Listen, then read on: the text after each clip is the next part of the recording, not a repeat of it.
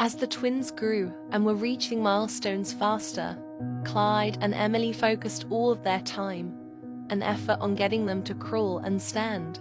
This brought them together as a family, and they shared many laughs and happy memories. Clyde and Emily took this as an opportunity to gain more of a healthy relationship with the opposite twin.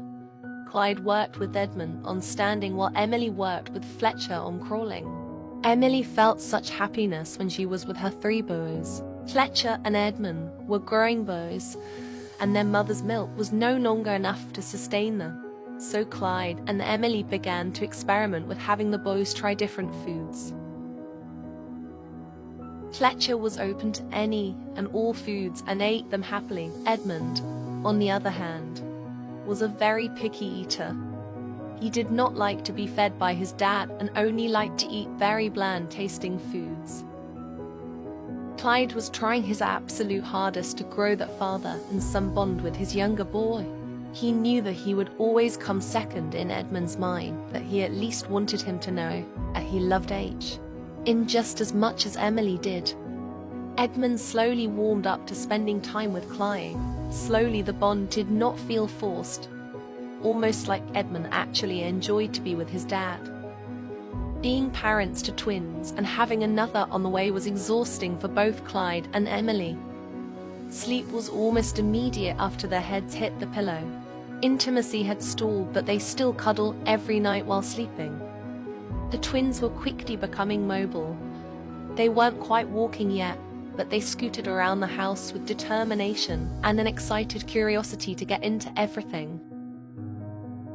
Clyde continued to work with Edmund on crawling and walking. Fletcher had already reached these milestones. Emily and Clyde agreed that it was better to work with Edmund now rather than he falling behind. They didn't want him to feel inferior to Fletcher. Emily's pregnancy was flying by, and she felt run down, so Clyde volunteered to help assist Edmund in reaching his milestones. Clyde was also happy that this brought him closer with his younger son, who was now happy to see Clyde. Emily forced herself out of bed on the day of the twins' birthday so she could bake them a cake. Fletcher and Edmund, being her only babies, was about to expire, so she wanted to make them feel special and not forgotten about. Being the oldest Bennett child, Fletcher blew out his candles first. He had been bouncing off of the walls all day in excitement for cake. Fletcher's toddler trait is that he is a charmer. As the younger twin, Edmund would always blow out his candles after his brother. Edmund had been fussy all day, only wanting his mama. Edmund's toddler trait is clingy. This is not surprising in the slightest given his attachment to his mother.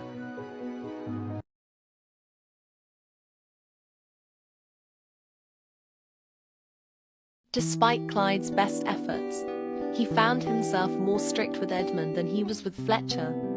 Fletcher was patient and disciplined, and Edmund was the opposite of that. He was only stricter with him because he wanted him to succeed. Now that the boys were mobile, Clyde and Emily wanted to focus on speech. Like everything else, Fletcher exceeded his parents' expectations while Edmund needed a little more help to succeed. Clyde spent a free day from woodworking fixing the things around the home that were broken. The twins loved to follow their dad everywhere he went so he wasn't lonely. They also liked to play with the dolls that Clyde built. Clyde was grateful that he had a great relationship with both boys so he could keep them outside with him while Emily napped. She was now in the final trimester of her pregnancy, and wrangling to wild toddlers was too much for her right now. Emily slept every free moment she could. Her swollen body aches and she was exhausted, despite Edmund being severely attached to his mother. He was very close to Fletcher. They did everything together. Even though Edmund was behind with his milestones, he kept up with him, and Fletcher was always patient. When Clyde was not working on his woodworking pieces, he made himself in charge of the house upkeep. He did not want Emily to lift a finger if she didn't have to. She was doing everything and more by growing their children in her body. When Emily was awake, she focused on knitting more baby clothes. Having two rambunctious boys meant that many of the clothes she wore upon during the last pregnancy were either stained or ruined. Clyde and Emily enjoy reading the Holy Book and knitting while they watch the boys play. They never tired and were always eager to try something new. They loved to play with their toys together. Fletcher and Edmund were twins through and through. They did everything together. Emily had even noticed that they spoke to each other in a language that the two had made up. They were inseparable, with Emily growing their sibling and being more fragile. The boys gravitated towards their father. They were his shadows, but Clyde didn't mind. He loved that he had this unbreakable bond with both boys. Emily went to sleep early most night during her last trimester. Clyde would be the one to put the twins down to sleep. He loved to read them stories of his own childhood. It made him sad that his sisters had never met his children. Maybe one day they would be able to come out of hiding from Lewis and his children could have relationships with his family. But for now, safety was the utmost importance and they had each other. Emily had terrible back pain during that last trimester that was constantly bothering her. Clyde made sure to massage her back every morning when she woke up and every night before bed. Emily didn't know what she did to deserve such an incredible man as Clyde, but she thanked God every day, as she was each to love and be loved by him. For the first time in months, Emily and Clyde had intimacy. They were so busy with the boys, and Emily was heavily pregnant, so their intimacy fell to the back burner. Expressing their love in this way was just what they needed. Clyde and Emily have no idea the luck they were about to come into.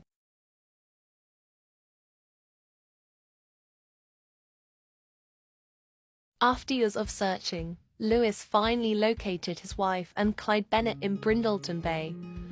As soon as he found out this information, he suffers a heart attack by the front door of his home and passes away. Clyde and Emily are free. Emily received the news of her husband's demise in the mail weeks later. Clyde and Emily were so happy and relieved to be actually and truly safe now that their threat was in the dirt.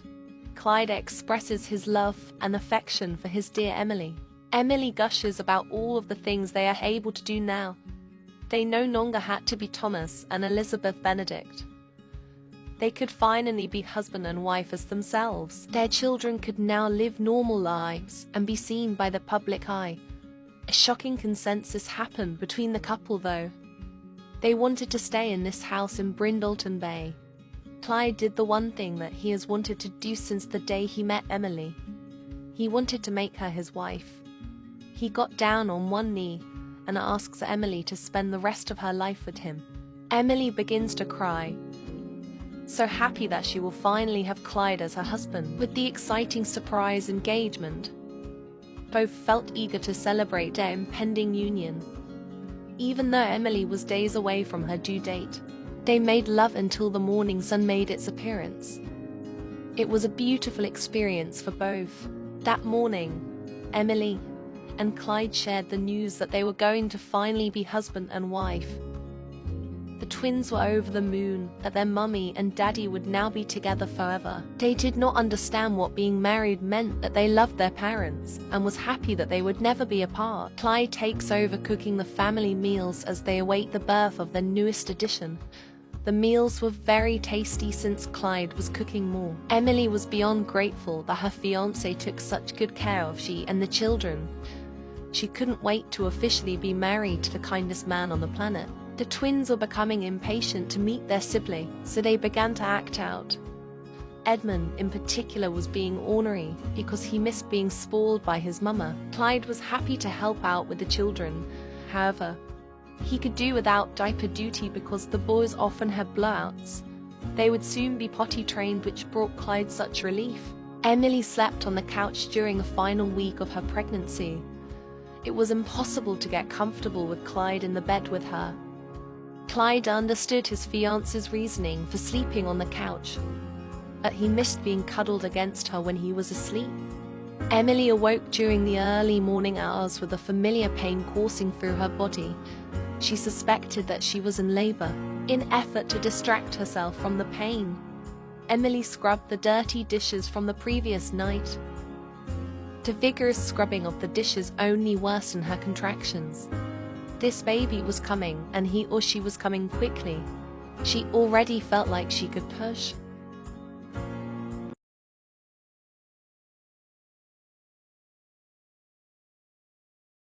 Emily was in an immense amount of pain, but she was confident in her ability to give birth because she had already done it before. Clyde was very excited about meeting their newest addition. He had a bit of a panic since he was woken up with this news. Emily clung to her husband to be while they gently swayed. They savored their last moments as a family of 4. This simple movement progressed her labor even quicker than before, and she was ready to push. Clyde encouraged his dear fiancée, even though he had witnessed her strength during her first labor with the twins. He was still blown away at how posed and determined she was to give birth to a healthy baby.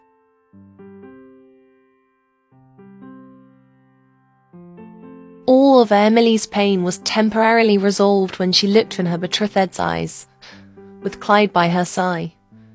She could get through anything. She couldn't wait to see how great of a father Clyde would be to this baby. Emily held tightly onto Clyde so she could gain leverage to push this baby out. She hoped her screams of pain would not wake up her beaux. She mustered up the last bit of energy in her exhausted, pain-riddled body to push her child into the world. Emily gave birth to a healthy baby girl who they named Agatha. Emily stared into the eyes of her little darling girl. She would protect her from anything and everything. Clyde held his baby girl in his arms for the first time and immediately fell in love with her. He had always wanted a daughter to cherish in such a way that was the opposite of his father. He would never treat his girl like how his sisters were treated. Clyde told the twins that Mummy had given birth to their sister in the wee morning hours. Edmund was so excited to have a sister, and hugged his toes as if it was baby Agatha. Emily felt much more energy after giving birth to Agatha compared to when she gave birth to the twins. All she wanted to do was cradle her sweet newborn and give her kisses on her beautiful little face. Emily enjoyed breastfeeding so much more this time around because she only had to feed one child, not 2. Agatha was a natural with latching, which made the process flow nicely. As much as Clyde wanted to hug Agatha and build his bond with her, he understood that mother and baby needed to establish a healthy bond. Clyde occupied his time with the ever-rambunctious twins. Clyde began to notice that although the twins were as thick as thieves, they were developing their own interests. Fletcher loved to be active and read books by himself. Edmund enjoyed being read to, but after Clyde read to him, the top would draw visualizations of the stories. They were quite good for Edmund, only being a toddler. He was developing a gift. Clyde would finally get his time with Agatha when Emily needed rest or insisted that she needed to do some of the housework. He was absolutely enamored by his daughter. He prayed that she would be a daddy's girl. The twins finally got time with their mummy, and she had to do the laundry. They liked to sing to her in their made-up language, and it always put a smile on Emily's face.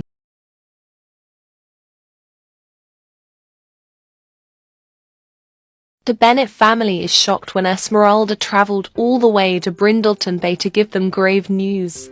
Clyde was so happy to see his sister in person for the first time in years, even if it was under grim circumstances. She travelled to Brindleton Bay to inform Clyde that their father had passed away in his sleep. Clyde felt conflicting emotions. He felt sad because even after everything, Joseph was his father. A part of him did feel relief. Esmeralda stayed for the afternoon so she could catch up with her brother. She informed him that Richard, and their 4 children had moved on to the farm. Richard was now Joseph's heir. Clyde was happy that Esmeralda was now free of their father's tight grip and was happy that she and the children were healthy and prosperous. He shares the news of his engagement to Emily and the birth of Agatha. Esmeralda is over the moon for her baby brother. She expresses her relief that he was able to live a happy life despite the trauma their father made him endure for years. She apologizes for abandoning him. Clyde won't hear a word of it. Esmeralda and his other sisters did what they had to do to survive, and he does not blame them. Esmeralda is overjoyed when she is able to formally meet Emily. She has heard such great things about her through letters over the years. She profusely thanks Emily for loving her brother and making him happy. As Esmeralda is leaving, she invites Clyde and Emily to be wed on Grubb's estate. Isabel would be remiss if she didn't offer to host this incredible occasion. Emily and Clyde feel so many emotions after Esmeralda leaves. They now have a date and a venue to finally be married to each other. Clyde felt so lucky to have his sisters, and Emily felt happy to finally have a family. The engaged couple celebrated their impending nuptials the way they did best, making love until the wee hours of the morning. They would be husband and wife into short months. Clyde and Emily resumed life as normal after Esmeralda's surprise visit. Emily got back into the swing of things with the housework, and Clyde returned to making his woodworking pieces. Emily was exhausted by the end of each day. Emily grew her bond with little Agatha every day. She was nervous about having a daughter, but was pleasantly surprised at how natural it was. With life going back to normal after the chaos, she was finally able to spend time with her precious Edmund.